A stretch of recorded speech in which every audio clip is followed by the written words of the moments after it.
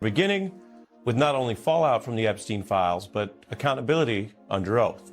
This was an explosive day in Washington. The Trump Attorney General, Pam Bondi, at turns was defensive, lashing out on the attack, doing talking points, even getting personal. And for all the skepticism or cynicism in our country right now, for understandable reasons, her situation, being under oath, having to discuss a topic that she spent a long time trying to dodge on, and a president who tried to fight the very law she is now tasked with carrying out, all of this speaks to how some things are still working. She couldn't dodge the Congress forever, just as they couldn't hide the documents forever. The documents, of course, being the Epstein files, and the testimony comes as we have many serious questions. Why is Donald Trump in the files so many times, apart from being a public figure who is sometimes mentioned in articles? Why was his name redacted repeatedly? Are all the redactions on the level or not? Will the Trump official who spent years lying about his ties to Epstein and only from these files now admitted visiting Epstein Island face any accountability? And how does all of this impact the survivors who've been through, of course, more than enough, but who've also been proven right repeatedly? Right about how the government has failed them, right about how this process didn't work, right about how transparency, which can be complicated, that's why we have grand jury secrecy rules and other valid ways that confidentiality matters, but transparency can be a way to get public accountability, which they didn't get, which failed them through the other more traditional means. I mention them because not only are they, of course, the victims in this long-running case, but many of them chose, Epstein survivors, to attend this hearing today. They asked why the redactions seemed at times to mistakenly, erroneously, or they question, nefariously cover up information not as intended in the law, which had narrow redaction rules, for example, protecting children or minors, which no rational person or lawyer would disagree with or has disagreed with. But why, instead of those narrow redactions under law, why did some redactions appear to, and now lawmakers have said after reviewing them they did, hide powerful potential co-conspirators, rich and powerful men? Why were the redactions being, they ask, abused that way? That led to one key moment. Will you turn to the survivors? This is not about anybody that came before you. It is about you taking responsibility for your Department of Justice and the harm that it has done to the survivors who are standing right behind you and are waiting for you to turn to them and apologize for what your Department of Justice has done. Members get to ask the questions, the witness get to answer in the way they want to answer. The Attorney General can That's respond. not accurate, Mr. Chairman. Because she doesn't like the answer. Time. So, Mr. Chairman, why I have asked didn't she ask Merrick Garland this twice? I'm reclaiming my time, and when I will reclaim my continue to time, answer. it is Mr. Chairman, the gentlelady's reclaimed her I'm not going time. to get in the gutter for her theatrics. The time belongs to the gentlelady. The gentlelady has 17 seconds. Thank you.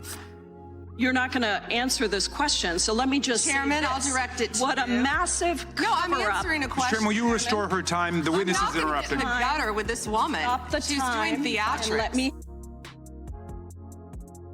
You can see the intensity of the moment with the back and forth. The Congresswoman saying, this is what the survivors deserve, and can you face them? The chair, kind of off video, you couldn't see him, trying to keep some sort of order, which happens a lot in these hearings, the survivors present, and the Attorney General arguing, basically, if you can infer from her answer, that she didn't think she owed only the survivors something, that this goes back farther, that there are other parts of the government and other prior administrations that also bear accountability. Fact check, true. Because this is bigger than just the last couple years. Anyone who's followed the story knows that. And yet, even if it is true that other prior government officials also bear some blame, at least according to the lawmaker there and others who've looked at this, the question is, why can't the Attorney General step up now? She is the Attorney General now. Survivors, some were seen wearing shirts that say the truth is redacted, redacted, redacted. Epstein survivors are still waiting. Release the redacted files. This is a kind of visual cue that is recognizable from the hearing room to the internet to the memes, because so many people across the spectrum have been outraged by the way this Trump DOJ has redacted. A Democrat who saw some of the unredacted files has said there were over 1 million mentions of Trump, which is far more than in the publicly released files, which mentioned Trump a far fewer number of times. And if some of the million mentions were duplicates, or as I mentioned in fairness, references to a public person, Trump, a longtime celebrity and later a politician, there is still a huge gap and big questions. Here was Pam Bondi. I believe his name has appeared countless times in the documents how that many have people were been released. assigned?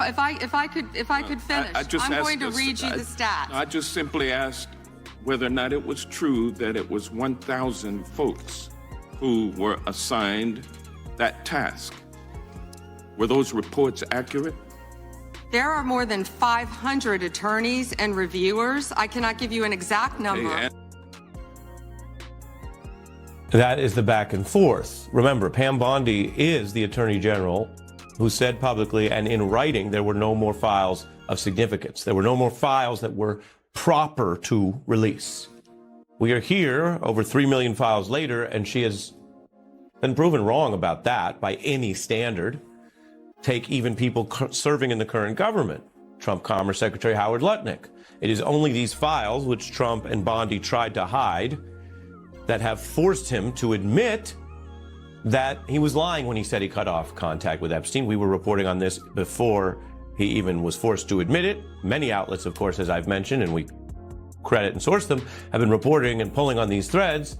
He visited the Epstein Island in 2012. Epstein had already been by then a publicly convicted sex offender, which undercuts his prior claim.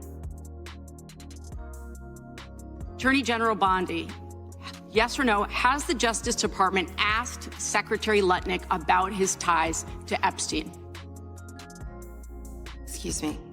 Secretary Lutnick has addressed those ties himself. I'm asking you, has the Justice Department specifically asked Secretary Lutnick about his ties to Jeffrey Epstein? He has addressed those ties himself. It's true. But when he first addressed those ties, he lied. And he held on to that lie for many years. And it's only this week, after the files were forcibly pushed out under the law, that he had to address it again and say he was lying and admit he visited.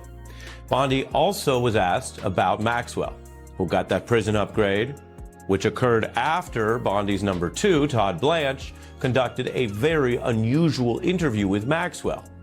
You don't have to be an expert on any of this to wonder why someone who is serving for such heinous crimes would ever get a prison upgrade, especially right after that interview, which led many to ask whether it was causal or some sort of reward. The Bureau of Prisons, which is under the DOJ and transferred Maxwell, reports in the end to the Attorney General. Who ordered her to be transferred to the minimum security prison that she was ineligible for? Who signed off on the special privileges? Was it Mr. Blanche? Was it one of your other subordinates? So please, can you tell us who sent her there, since you don't agree she should be there? I said I do not agree she should receive special treatment. She was transferred, I learned after the fact, to the same level facility, and that is a question for the Bureau of Prisons. I was not involved in that at all. The same level facility, I don't know why. Fact check, less than true. Dodgy at best. Because even if Bondi was not previously involved, she is the Attorney General. She remains involved by the nature of her job, unless, of course, there is some rare situation like you are formally recused from some part of BOP or DOJ. That's not the case. So she's involved right now. If she thinks this was the wrong transfer, if she thinks it looks like or constitutes any kind of reward or special treatment for this convicted sex offender, she can move her back. So it's not enough to say you didn't know back then. Otherwise, people can also ask whether they believe all this, right? We've reported on people lying. Bondi's been caught with misstatements about the very Epstein matter before. This is not some random thing. This is the DOJ's job to oversee, detain, punish people in the Bureau of Prisons. That's what the entire federal prison system is. Now, this was not specific to just that moment. Across the hearing, we saw Bondi, who may still be fighting for her job, given the many problems she's faced around the Epstein files and her own misstatements, trying a sort of Trumpian effort to dodge, to deflect, to bring up unrelated issues, to say things that she thinks are positive for the Trump administration, but aren't really responsive to the questions, and at times just hurling insults. How many of Epstein's co-conspirators have you indicted?